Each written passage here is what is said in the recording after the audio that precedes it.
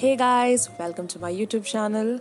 So this week again, I'm going to keep up with what's going on, and this is the final item I have from the Onam series, and this is the Onam special Moru curry. So if you want to see how this is made, keep watching. So we want to start with using Indian cucumber and raw mangoes. Well, raw mangoes is only in case the curd that you're using is not sour enough. If it is, then you can totally skip the mango part. So that's why this recipe is different from the usual moru curry. So moru is basically curd, and for this recipe we're going to boil one whole Indian cucumber with half a raw mango only because my curd is not sour enough, and adding some curry leaves into the I'm using a pressure cooker, so I'm going to add some curry leaves, some turmeric powder and salt. You can also add a bit of chili powder just to give it a little bit of spice.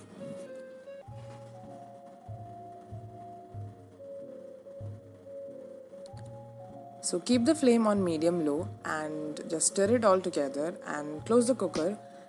You can wait until you hear one or two, up to two whistles, and the cucumber and everything should be done. So when it is done, this is how it looks. There will be a little bit more water than what you added because the cucumber obviously. So this is first part and we are going to keep it aside. The second part would be grinding coconut into a special spice paste. So here we are using 2 cups of grated coconut.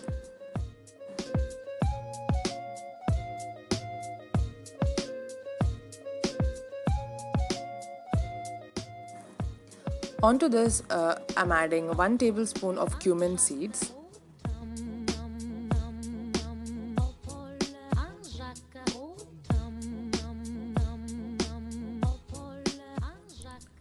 I'm also adding like half a cup of water, just a little bit, just to give it some sort of help while grinding into a paste. Now you can add 2 green chilies, just a pretty big one, so that's enough spice.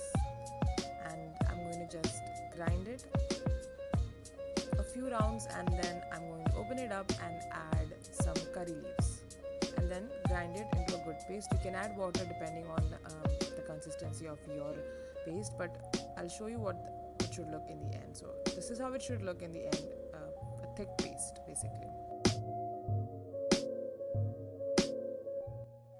Now it's time to combine the 2 parts together. So I'm just reheating the cucumber thing that we had kept aside, and onto that I'm going to add a paste. So basically I ended up making like 1 whole cup of this paste, and I'm going to add a little bit more water, make it a bit watery. So you see, I kept it thick so that it's easier for everything to grind together, but you can definitely add water. Now the third part would be to grind or like beat your curd into like liquid form instead of, so we are basically using yogurt which is a bit solid form, so we're going to grind it into something liquidy.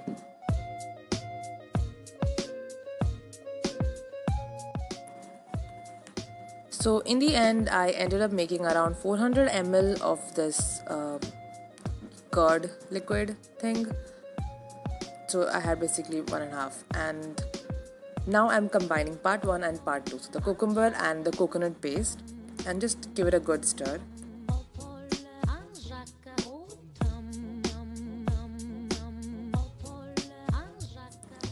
We are basically trying to cook this mixture a little bit, just heat it a little bit so that it's all in the same temperature.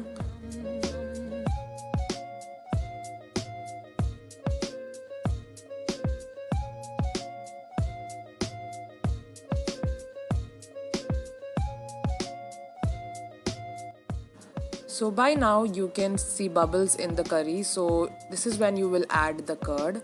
Just keep adding and keep stirring so you can make sure that it's not burning or splitting while it's being heated. Just keep stirring, keep stirring.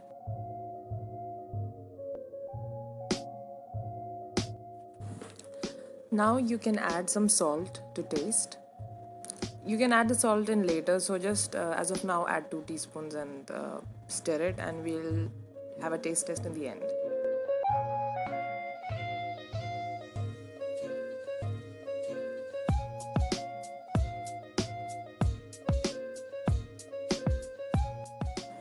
It is very important to keep stirring this, or else the curd will start separating again and it will form little curdles here and there, and also it might burn at the bottom. So you cannot take your hand off of the pan, just you have to keep stirring. And now I'm just adding a few pinches of fenugreek powder. This elevates the flavor of the moru curry as is. Just add it evenly and try to mix it in very well.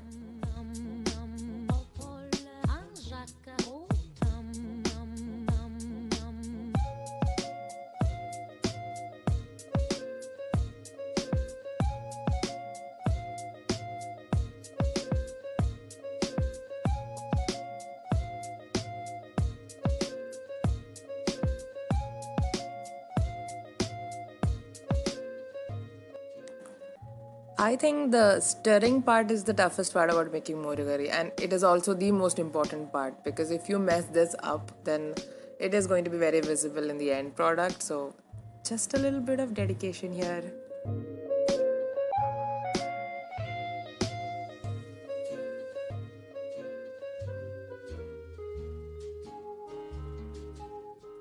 Now we can move on to the last part, which is making the tadka.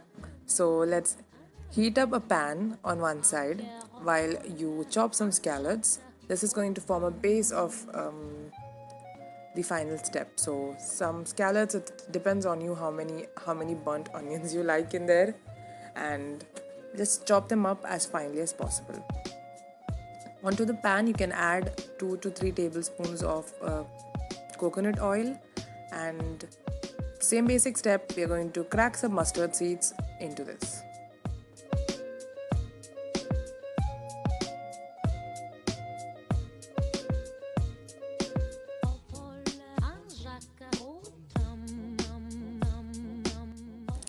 So wait until all of the mustards stop cracking, and then you can add some whole fenugreek seeds into it. So as you saw, it's very little, but just add it in there and let it also just heat up.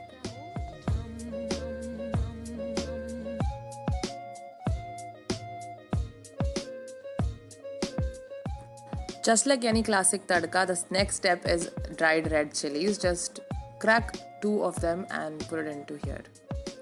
Now you can put in the chopped scallops and give it a good stir. Now we are going to wait for the scallops to turn brown before we move on to the next step.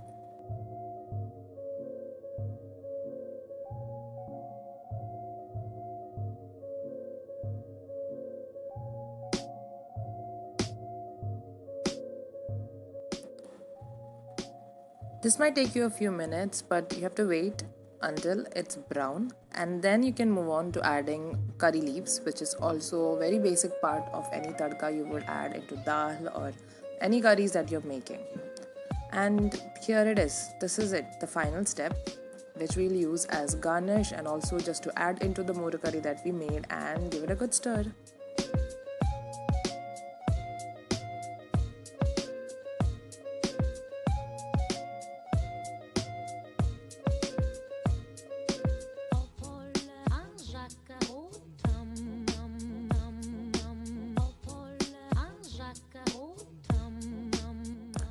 And that's it, guys. So the special moru curry is ready. This is delicious, it's thick and it's beautiful, and it takes a little bit more time than the regular one that we'd make at homes with just the curd straight up with turmeric. So do give this a try, and if you liked all the recipes that I've put in, or if you have not checked out the other recipes in this series, please do and subscribe to my channel, and I'll see you next week. Bye.